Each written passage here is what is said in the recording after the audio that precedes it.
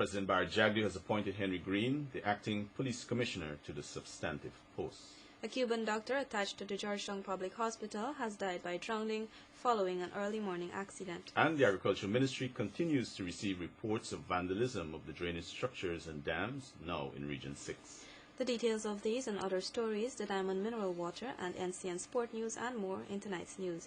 Good evening, I'm Natasha Smith. And I'm Paul Moore. With this edition of the NCN 6 o'clock news for today, Wednesday, December 31st, 2008. Here's what's happening. Thanks, Natasha. President Barry Jagdeo has appointed Henry Green, the acting police commissioner, to the substantive post. The president, during an official ceremony today, said he's impressed with Green's performance since he has been acting in the capacity of top cop. Edward Lane reports. I, Henry Green, do hereby solemnly declare that I will bear true faith and allegiance to the people of Guyana, that I will faithfully execute the office of Commissioner of Police without fear or favor, affection or ill will. President Barry Jagdeo said Henry Green took over the helm of the police force at a difficult juncture and has risen to the many challenges.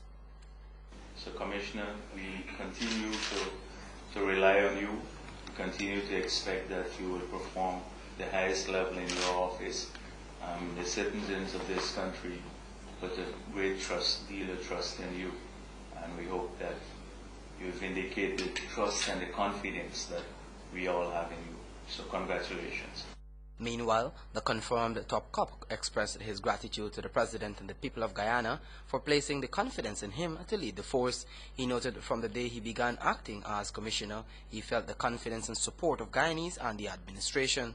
I want to say to you that I, as at the helm, will continue to work assiduously with my team, police officers, a dedicated team which I know will be able to keep Guyana safe. It's our duty to ensure that this country is secure, that all of us can walk the streets peacefully as far as that can be. On the Green's watch, when he took over the force in 2006 after Winston Felix retired, there was tremendous success for the police.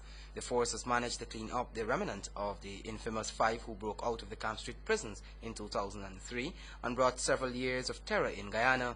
This came with the cutting down of Troy Dick in Whitemanville last year.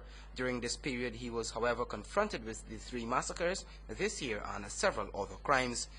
But with his leadership and the commitment of the force and the support of the army, the capture and death of several members of the notorious Rondell Rawlings gang, including Rawlings himself, came to fruition. The main opposition, PNCR, has been over the years critical of the Green-led force, but President Barry Jagdeo in the past had maintained he was in favor of Green for his performance and will go ahead with his appointment. Edward Lane, the 6 o'clock news. The Office of the President has expressed concern that President Barry Jagdeo has been impersonated on the community-based website Facebook. A statement from OP says someone is using the head of state's photographs and biography and is perpetrating the act, and a similar discovery was made in July on the High Five Internet Forum.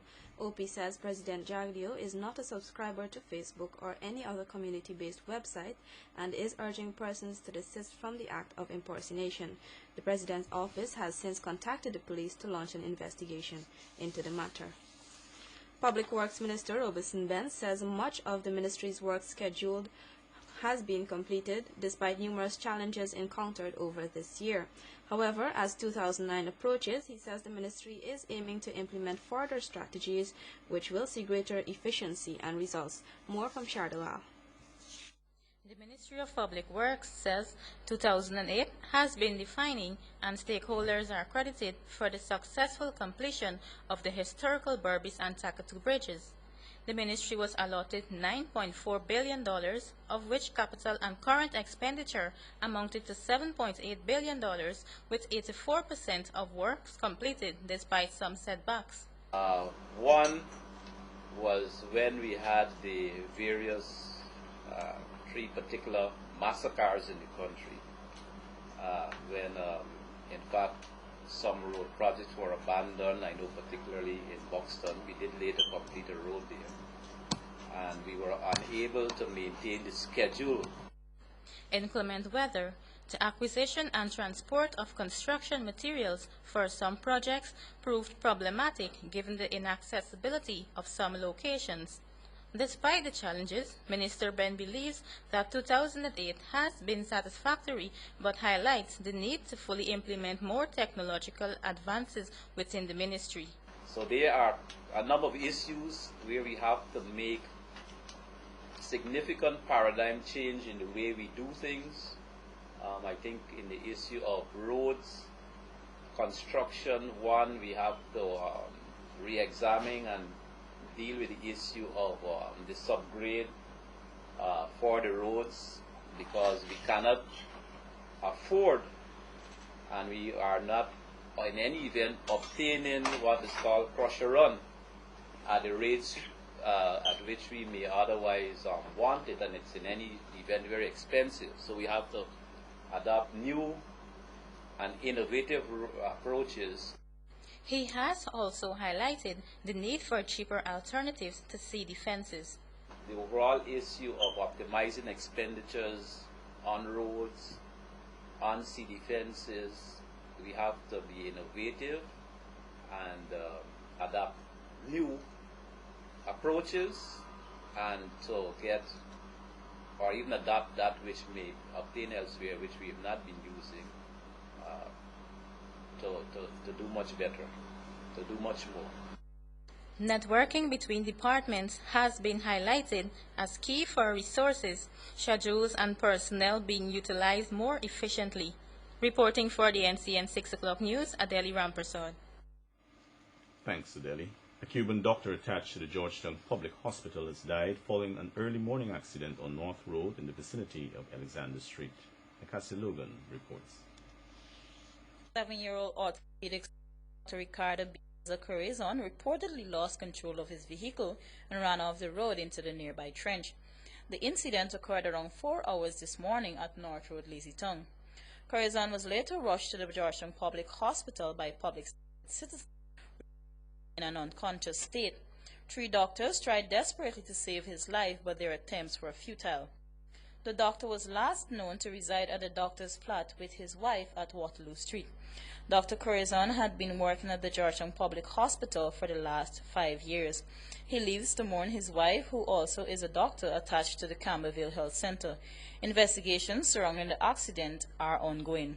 For the NCN 6 o'clock news, I'm Nacasia Logan.